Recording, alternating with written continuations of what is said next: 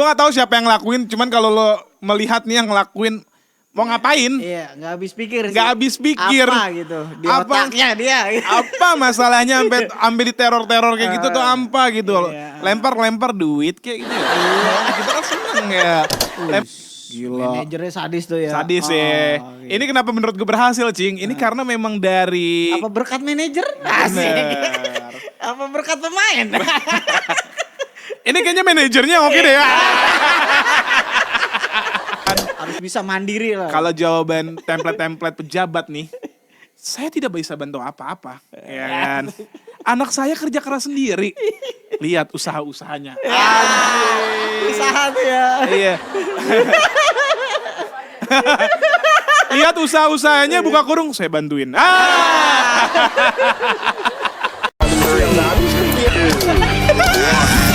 Bisa makan enak bareng gua. Balik lagi di GAP nggak habis pikir dengan berita-berita yang lucu. Lucu banget, kita komentarin pastinya dengan opini-opini kita pribadi. Iya. Jadi jangan diambil pusing dan dimakan hati. Iya, kita cuman buat menghibur. Kalau yang nggak kehibur berarti jiwa humornya tipis. Yoi. Jadi Cing Erik, lo apa kabar Cing? Baik banget. Baik. Meskipun gue nanya kabar ini dipotong sih sama editor.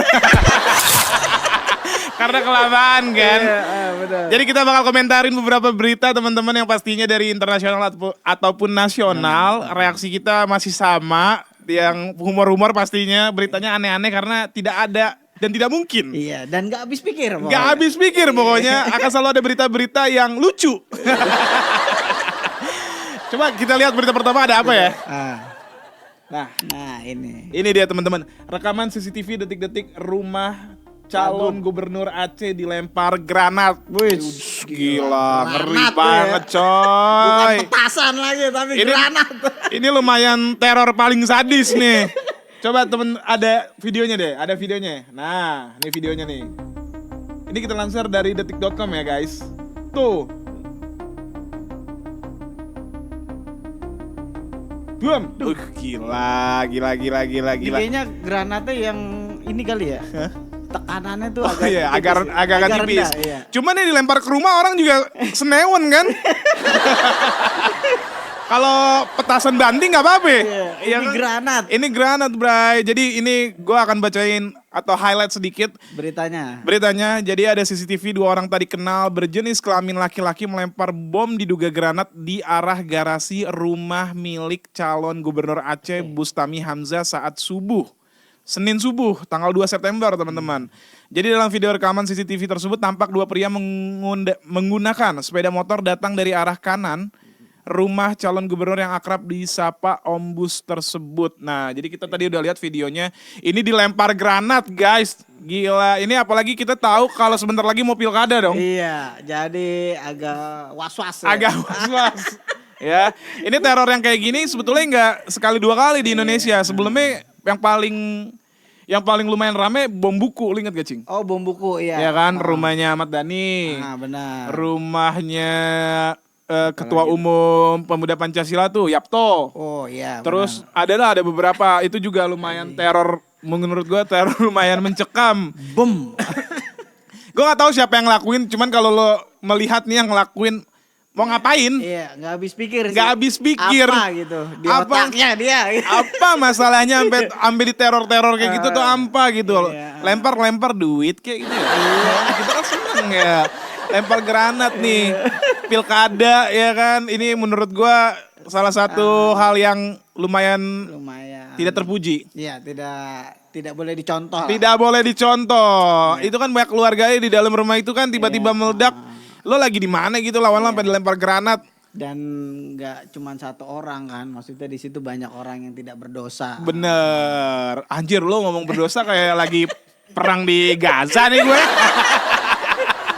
Tapi gue emang nggak habis pikir. Gak habis pikir asli. Lu bisa memusnahkan orang dengan segitu cepatnya. Mau ngapain gitu mau lo? ngapain, apa sih visi misi lo gitu? Lo disuruh siapa sih gitu? Gila. Apa jangan-jangan kita timnya cabut ini Aceh?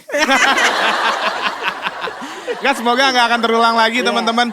Ini jadi catatan lumayan penting. Kalau memang ya ada musuh atau apa, ya gila lu jangan sampai ngebunuh-bunuh lah. Iya, jangan sampai tergiur dengan inilah fulus. Apa beginilah. Janganlah, gila lah. Jangan. Ya. Timnas e-sport Indonesia juara Piala Dunia Football Manager 2024. Gila. Gue baru tahu nih, Nat. Juara dunia, Cing. Lo bayangin itu seluruh dunia kan jago-jago ya main gamenya kan. Apalagi main gamenya apa main bola?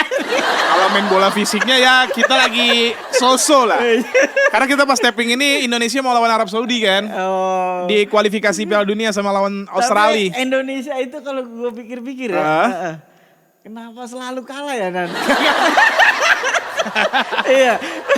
Seperti kata almarhum Bang Benyamin, latihan mulu menangnya kagak. Iya. Ya kan itu? Latihan mulu lu. Iya. Menangnya kagak. Nah, jadi Indonesia baru saja menjuarai FIFA World Cup 2024 Football Manager. Nah, menurut gua ini salah satu hal yang lumayan mengharumkan nama Indonesia karena terlebih lagi pas final tuh harum tuh ya. Yoi. Wangi. Parfum condet aja kalah tuh. Pas ketika final tuh inian apa namanya John Terry yang ngasih piala. Eden enggak. Jadi gue bacain berita sedikit, gue lansir dari CNN. Indonesia yang diwakili Ihsan Rahmat Taufik dan Budi Muhammad Manar Hidayat tampil sebagai juara dalam ajang Football Manager. Dan Ihsan yang berposisi sebagai manajer dan Budi selaku asisten membawa pulang gelar setelah mengalahkan wakil Jerman pada laga final. Jadi tim Indonesia menang dengan skor 3-0 dan 5-2. Jadi sehingga secara total agregat memimpin 8-2. Gila. Manajernya sadis tuh ya. Sadis ya. Gitu. Ini kenapa menurut gue berhasil, Cing? Ini karena memang dari... Apa berkat manajer? Asik. Apa berkat pemain? Ini kayaknya manajernya oke deh ya. Ini manajernya oke deh kayaknya deh. Kalau ngomongin manajer tuh peran penting. Peran penting. Di segala apapun. Tapi kadang-kadang suka ujung tombak. Tapi terkadang suka agak-agak dilupain. Enggak. Iya.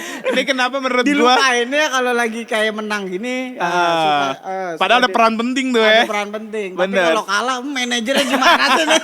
Gimana nih strateginya nih? Iya, ngaturnya nih. Tapi ini menurut gua karena kenapa Indonesia bisa menang karena kita kan dari kecil udah main game. Rental PS di mana-mana, ya kan? Pokoknya judi itu udah dari grassroots. Di mana coba ada lahan terutama ya di Jakarta dulu ya rental PS tuh selalu ada Cing. Ngeri ya. Ya kan tanpa perlu manajer bener-bener learning by doing kalau kata tadi. Main PS jago-jago dari kecil sampai gede ya. Pagi ketemu pagi. Bener. Yoi taruhan semua. Dan gamenya cuma satu, bola. Bola, bener. Jadi Indonesia tuh selain memang mencintai olahraga sepak bola, secara nyata gamenya juga dicintain. Ya kan, rumah lo pernah gak Cing, ini pertanyaan gue tuh, lo pernah gak ada fase dulu pas masih bocah ya, era lo tuh pas rental PS lagi rame? Gue sempet nyewain malah. Nyewain? Bisnisnya lumayan menggiurkan ya? Lumayan menggiurkan, tapi gue modelnya sistemnya gak di tempat ya, emang udah lu bawa pulang. Jadi lo sewain ke rumah masing-masing? Iya, jadi lepas kunci, bener. Ini kali ini lepas stick.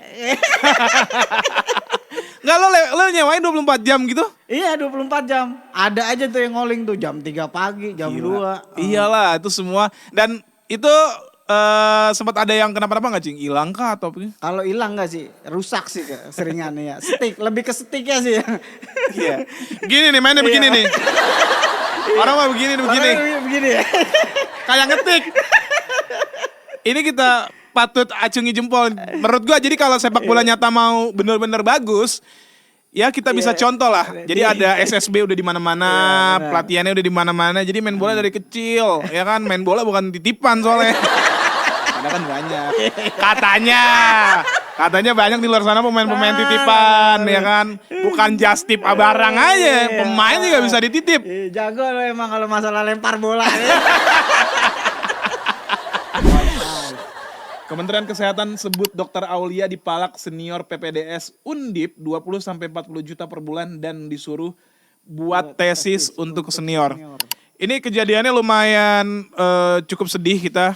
Iya, karena memang katanya ya senioritas di kedokteran tuh lumayan parah, Cing.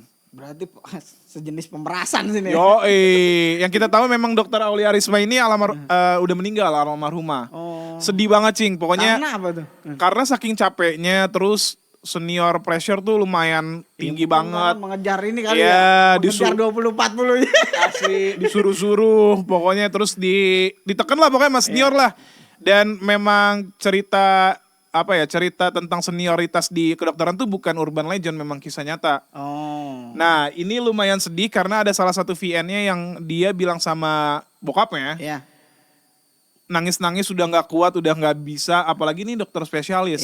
Kita tahu sendiri dokter kan nggak murah kan, nggak murah, dokter banyak. Sadis. Jangan kan dokternya, obatnya aja nggak murah. Kecuali lo dokter cabul. Gue gak tahu kalau dokter cabul ya kan. Ya itu banyak tuh dokter cabul tuh. Yang palanya botak tau gak? Yang suka di... Itu dokter cabul tuh. Seven Sins. Iya. Ini sedih nih. Ini setelah dia share voice note-nya ke bokapnya kayaknya sempet ngebocorin. Dan gak lama bokapnya meninggal juga, Cing. Karena kepikiran anaknya meninggal. Gue kira disantet kan. Udah belajar kedokteran, tau-taunya ilmunya ilmu santet, anjing, mahal-mahal, ngapain ya kan. Jadi gue bacain dulu deh sedikit aja. Pihak Kementerian Kesehatan menduga Dokter Aulia Risma ini dipalak seniornya hingga 20 juta dan 40 juta per bulan.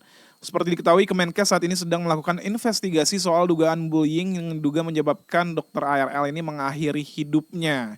Dan banyak yang bilang kalau Dokter Aulia ini memang sebagai ketua bendahara.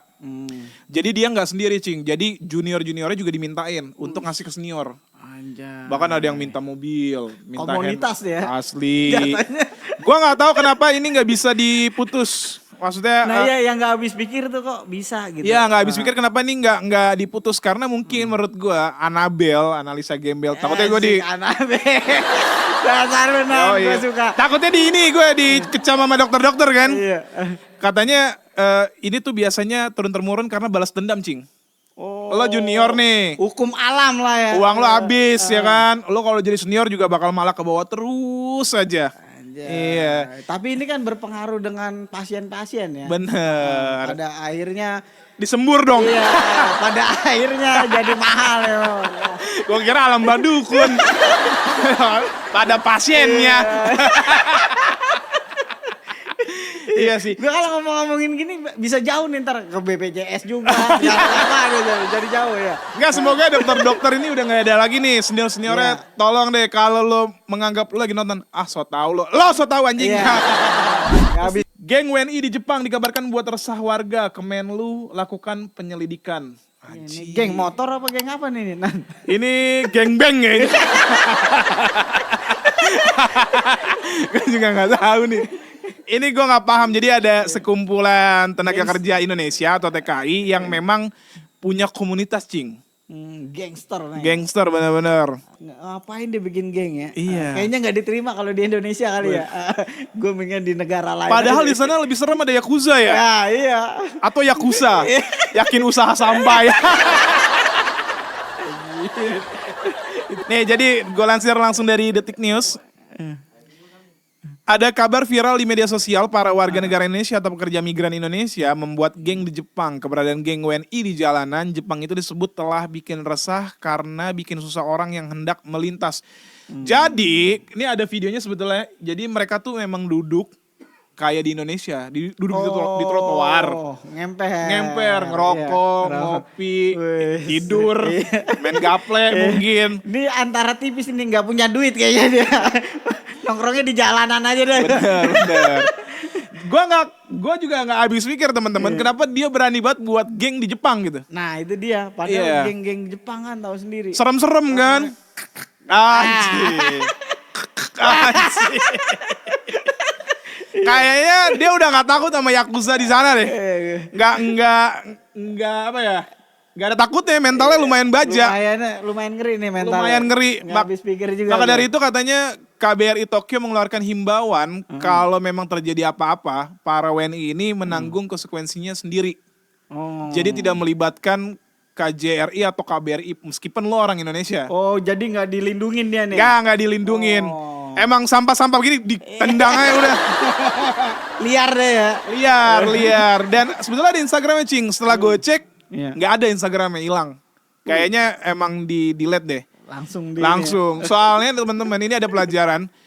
Bukan terjadi di Jepang kalau nggak salah, terjadi di Taiwan dan di Thailand kalau nggak salah. Itu keributan antara WNI. Jadi paguyuban ini sama paguyuban ini berantem, tapi di negara orang. Sampai tusuk-tusukan. Ya kan, itu lumayan ngeri. Nah, ini dihindarin. Membuat malu kalian. Ini dihindarin apalagi diadainnya di kota besar, maksudnya di Tokyo dan di Osaka katanya. Gila, ada geng coba. Gila. Tuh ntar kalau disuruh pulang naik getek sih dia. Naik pesawat dia. Gak tahu. Atau beli pintu Doraemon kali ya. Karena di Jepang.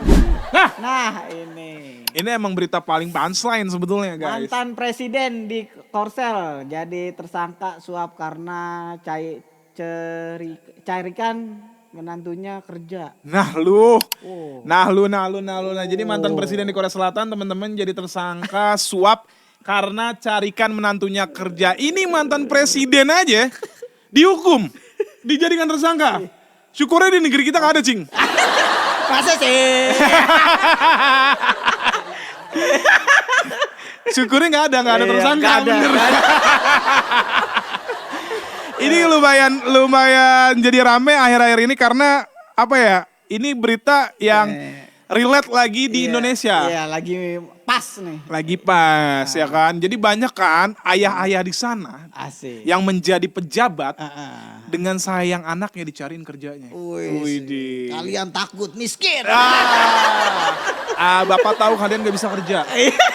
Oleh karena itu Bapak carikan tempat strategis. Aduh, ya kan. Dan enak.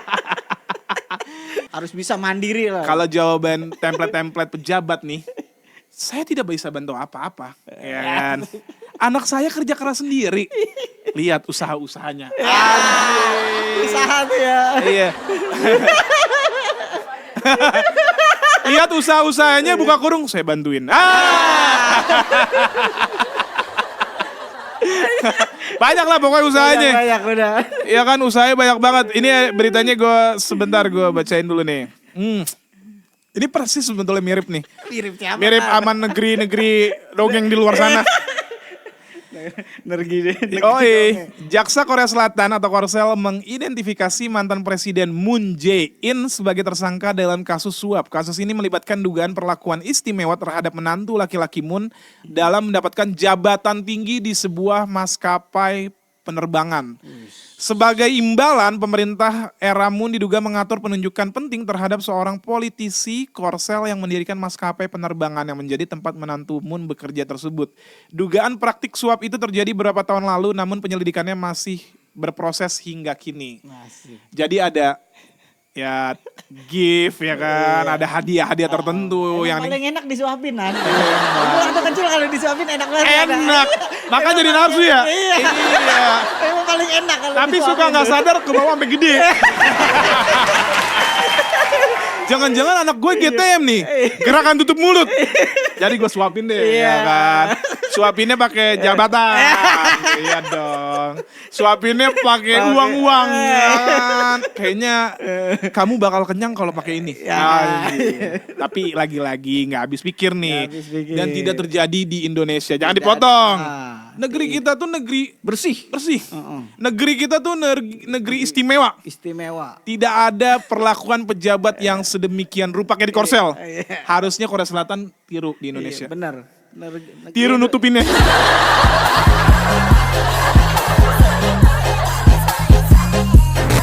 Indonesia tuh negeri yang humor. Tiru nutupinnya. Jadi gitu teman-teman. Semoga ini menjadi pelajaran bagi teman-teman negara manapun sih. Di Indonesia udah gak perlu belajar lah, orang negaranya bersih ya. Iya kan? Bener. Ya Cing ya. Jadi itu ada 5 berita Cing di episode 10 kali ini Cing. Semoga di GAP nggak ada gap di antara kita ya Cing ya. Benar, nggak ada gap. Semoga nggak ada yang baper akan reaksi kita ya Cing ya. Benar. Dan kita akan bertemu lagi minggu depan di berita-berita yang konyol-konyol. yang humor-humor pastinya. Sampai ketemu di GAP episode selanjutnya. Yoi, bye.